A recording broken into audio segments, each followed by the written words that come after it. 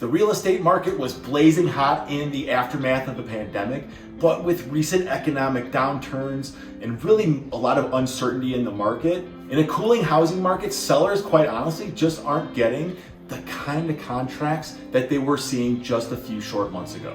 A house that would have sold for $600,000 just a couple months ago may just now be able to get $500,000. So what this downward pressure is doing is creating opportunities for all of you buyers out there. If you're considering buying a house in the next 3, 6, or even 9 months, then this video is for you, because what we're going to be talking about are 4 negotiating tips that you as a buyer can take advantage of in this cooling housing market. We're seeing clients right now save thousands of dollars on list price. We're also seeing clients negotiate sellers' closing cost credits, meaning that you can buy a house with virtually no closing costs out of pocket. And what might be even better than that, we're seeing clients get the sellers to buy down their interest rate for a couple of years in what we call a 2-1 buy down, which makes your payments ultimately way cheaper than the going market interest rate. Just because the market is changing doesn't mean your approach to buying a property should. Our basic rule for all of our clients is to get your finances out of the way first, like budgeting, cleaning up your credit, saving for the down payment, closing costs, and your emergency fund, and figuring out what loan is best. You might be asking yourself why. Do all those things first, because financially, getting all of that stress out of the way really helps customers and clients of ours focus on really making a more business-oriented decision when it comes to one of the largest decisions of their life, which is buying a property. When you're in a calm state as a buyer mentally and emotionally, your real estate agent can take your preparation that you've done on a financial basis and really take that and negotiate the best sales contract offer for you and the best terms for the property that you're looking to purchase. Hey there, I'm Bob Friel, and I'm a licensed broker here in the beautiful state of Colorado, and I absolutely love helping people just like you with your mortgage and real estate needs. If this is your first time to the channel, welcome and thank you for stopping by. High five to you. What we talk about here is a couple great things. We talk about living, eating, playing, chilling, and just living that Colorado lifestyle. Please head down and like this video, and if you're new here, please make sure you're subscribed. Have the bell click for notifications when new videos are uploaded on a weekly basis. If you stick around to the end, we're going to show you the exact next steps that you can take to take advantage of our Just Living real estate experience. Negotiating tip number 1, don't be so sure about something that you want that you miss something. Price is only one term in a very complicated real estate transaction process. In a cooling housing market, we're seeing sellers willing to negotiate far more than we were during the height of the pandemic, and they are very, very willing at this point in time to make concessions not only on price possibly, but also those other concessions as well. So which items might you be asking? Those are really unknown when you first go into a real estate negotiation, but ultimately the preparation that you do on the financial end will help your realtor figure out these black swans and ultimately, ideally, what the sellers are willing to maybe give up to you as the buyer in order to buy their property. To uncover these black swans, what a realtor really needs to do is have the right prodding questions to the other side, the seller's realtor, so that they can really uncover the true reasoning behind why the seller is selling their property. So to drive this point home, I'm going to bring on Tony Almron. He is our resident realtor. So we had some clients that were looking at a house that they found in Erie. It had been on the market for approximately 60 days. What we noticed was that the price was perceived to be a little bit high because of the increased rates at the time, and we noticed that there was a price reduction every 15 days on this house. Obviously that was a red flag. We were concerned with why there was that price reduction, but the approach was to, instead of asking why and potentially offending the agent and the seller, we decided to take a different approach, which is called label, and we instead said it seems that your seller has disbelief in the future fundamentals of the market if he's trying to sell the property at the price reduction. So by taking that approach, the listing agent actually wanted to correct me and ended up letting me know that the seller was downsized from his job and he actually needs to start liquidating his portfolio for financial reasons. So at this point, naturally, our buyers were thrilled because we were able to get the house slightly under the last price reduction listing price.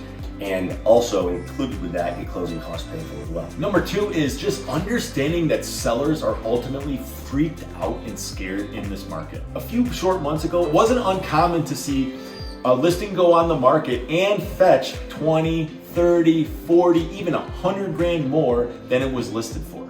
Plus, buyers were willing to waive appraisals, waive contingencies, waive any inspection items, which is totally unheard of. Now all of that craziness is gone. We're starting to see price points come down a bit. Sellers are losing equity in their property. They're scared, and their agents need to understand that fact.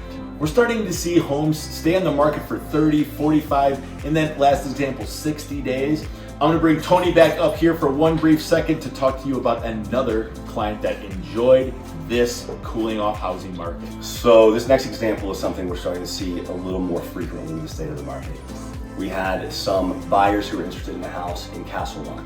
It had been on the market for 35 days, but was previously already under contract. Those buyers walked, and so the seller had a price reduction.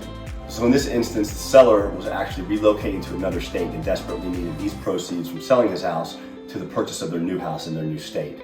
So for this person, a quick closing was most important. Because Bobby and his team had already prepared our buyers to be ready for negotiation in this situation 6 months prior to finding this home, we were able to negotiate a $13,000 price concession for a 2-to-1 interest rate buydown. And on top of that, we were able to close in less than 21 days, which again was one of the key factors for the seller. Number 3 is learn how to navigate the take it or leave it attitude. The last few years, especially in the Denver metro housing market, it was very, very common for buyers and their buying agent, their realtor, to hear this very, very stupid and simple phrase. This is the best and final offer that you can, take it or leave it type of attitude. That was so crazy because people were getting multiple offers that listing agents were just saying highest and best offer just right in the listing, and they would take, let's say, an offer from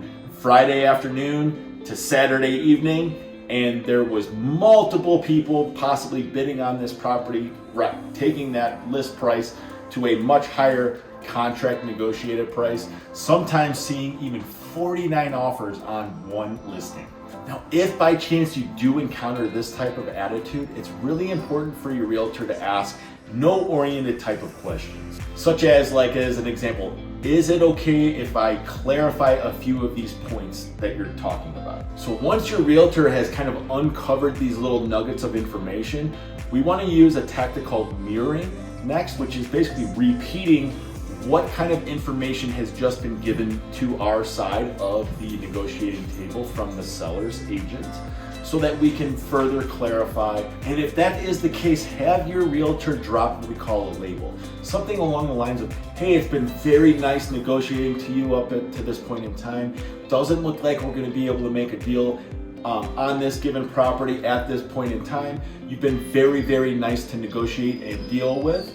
So in the future, we look forward to possibly crossing paths and working with you on another property. The reason that we want to have our agents be very cordial and kind at that point in time is because at some point in the future, maybe they come back to us because the interaction was so pleasant that the seller may actually take your contract offer that they didn't initially want and actually give you the terms that you seek as a buyer. And the fourth tactical negotiation tip here is you never, ever, ever want to split the difference. So really the key is that your realtor needs to stay curious on the reasoning behind why the seller is selling. We've already touched on this a couple different times here in this video. And of course, we want to avoid splitting the difference because that's a simple shortcut that a lot of realtors have taken in the past and leaves a little bit of a bad taste in the mouth, not only from the seller's perspective, but also for the buyer. Neither side truly feels satisfied.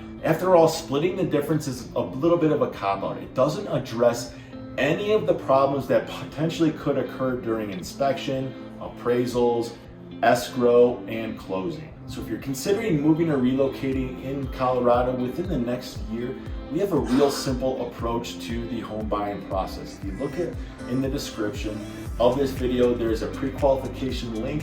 It's a 60-second quiz that allows you to answer some quick questions to see what type of property you might be pre-qualified for. What'll happen next is Alex, our scheduling assistant, kind of quickly gets you on our calendar for a Zoom chat. We call that a discovery call.